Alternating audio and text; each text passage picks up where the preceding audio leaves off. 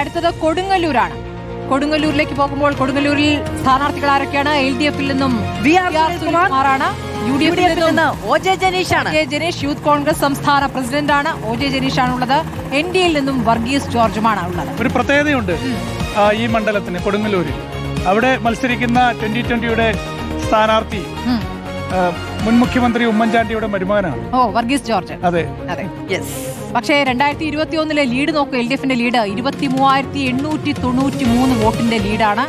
നല്ല രീതിയിൽ മുന്നേറിയിട്ടുള്ളതാണ് 2021. ഈ VR രാജന്റെ പൗത്രനാണ്. അപ്പോ അതിന്റെ ഒരു സ്വാധീനം, അദ്ദേഹത്തിന് സംഭരിക്കാൻ കഴിയുന്ന വോട്ടുകൾ അവിടെയുണ്ട്.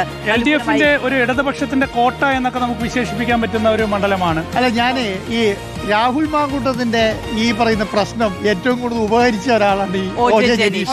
പക്ഷേ ജനകീയനാണ്, വളരെ സിമ്പിൾ ആയിട്ടുള്ള ഒക്കെ ശരിയാണ്. പക്ഷെ അദ്ദേഹം യൂത്ത് കോൺഗ്രസിന്റെ സംസ്ഥാന അധ്യക്ഷനാവാനുള്ള ഏക കാരണം എന്ന് പറയുന്നത് ഈ പറഞ്ഞ രാഹുൽ മാങ്കൂട്ടത്തിൽ മാറിയതുകൊണ്ട് മാത്രമാണ്. അതുകൊണ്ട് മാത്രം കാരണം യൂത്ത് കോൺഗ്രസിന്റെ അമരത്തുണ്ടായിരുന്ന നേതാക്കൾ രാഹുൽ മാങ്കൂട്ടത്തിൽ, അഡ്വക്കേറ്റ് അബിൻ വർക്കി തുടങ്ങിയവരൊക്കെ ആയിരുന്നു ആ സമയത്ത്. OJ ജനീഷ് പേര് നമ്മൾ അപ്പൊ കേട്ടിരുന്നില്ല. അതെ, പക്ഷെ വലിയ തോതിൽ അടിത്തട്ടിൽ സ്വാധീനമുള്ള ആള് തന്നെയാണ്. നമ്മളങ്ങനെ തള്ളി പറയാൻ കഴിയുന്ന ഒരാളല്ല.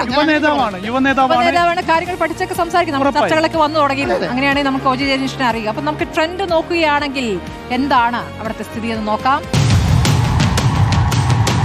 OJ ജനീഷോ, VR സുനിൽകുമാറോ? യെസ്, OJ ജനീഷിന് കൊടുങ്ങല്ലൂരിൽ. അതെ, കൊടുങ്ങല്ലൂരിൽ OJ ജനീഷ് കന്നിയംഗം വിജയിച്ച് നിയമസഭയിലേക്ക് OJ ജനീഷ് എത്തുമെന്നാണ് നമ്മുടെ ട്രെൻഡ്. അതെ, അതായത് തൃശൂരിൽ ചിത്രം അല്പം മാറിക്കൊണ്ടിരിക്കുന്നു. UDF-ന് അനുകൂലമായി ചിലയിടങ്ങളിൽ, അതായത് കഴിഞ്ഞ തവണ ചാലക്കുടി മാത്രം കിട്ടിയ സാധ്യതയുള്ള മണ്ഡലമാണ് കേട്ടോ. ശക്തമായ പോരാട്ടം നടത്തി പിടിച്ചെടുക്കേണ്ട ഒരു മണ്ഡലമാണ്. പക്ഷെ ഞാൻ മനസ്സിലാക്കുന്നത് വലിയൊരു UDF വേവ്, വലിയൊരു UDF മൂന്നാമത്തെ തവണയാണ്. മികച്ച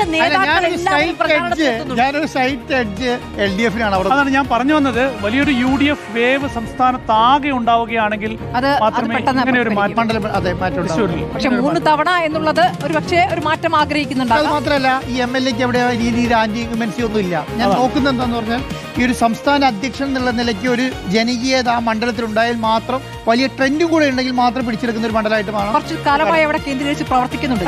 ഉണ്ടാവാം. അടുത്ത നമ്മൾ കയ്പമംഗലത്തേക്കാണ് പോകുന്നത്. കയ്പമംഗലത്തെ LDF സ്ഥാനാർത്ഥി KK വത്സരാജാണ്. UDF-ന്റെ സ്ഥാനാർത്ഥി GM നാസറാണ്. NDA-യുടെ അതുല്യ ഘോഷാണ്. 2021-ൽ LDF-ന് നല്ല ലീഡുണ്ട്. 22,698. CPI-യുടെ ഒരു ഉറച്ച സീറ്റാണ്. അതുകൊണ്ട് തന്നെ അവിടെ പ്രത്യേകിച്ച് തർക്കങ്ങളൊന്നും ഇപ്പൊ നോക്കൂ, CPM-നെ പോലെയല്ല. CPI-ക്ക് ഉള്ള സീറ്റുകൾ എന്ന് പറയുന്നത് ഏത് കാലഘട്ടത്തിലും ഏത് കൊടുങ്കാറ്റിലും ആടാതെ നിൽക്കുന്ന സീറ്റുകളാണ്, ജയിച്ചു വരുന്ന സീറ്റുകളുടെ പാറ്റേൺ. തദ്ദേശ തെരഞ്ഞെടുപ്പിൽ എത്രയാ വ്യത്യാസം എന്നറിയാവോ? തദ്ദേശ തെരഞ്ഞെടുപ്പിൽ ഇടതുപക്ഷത്തിന്റെ ലീഡ് 18,693 ഏതാണ്ട് 19,000 വോട്ടിന്റെ. അത് മാത്രമല്ല സുനിലെ, അവിടെ ആകെ NDA-ക്ക് 6% വോട്ടേ ഉള്ളൂ. NDA-ക്ക് വളരെ കുറച്ച് വോട്ടുള്ള ഒരു മണ്ഡലമാണ്. ജയിക്കാൻ വേണ്ട വോട്ടുകൾ അവിടെ നിന്ന് സമാഹരിക്കാൻ കഴിയും. പക്ഷേ ജയസാധ്യത ആർക്കാണെന്ന് നോക്കാം. വത്സരാജനാണോ, GM നാസറിനാണോ, അതുല്യക്കാണോ?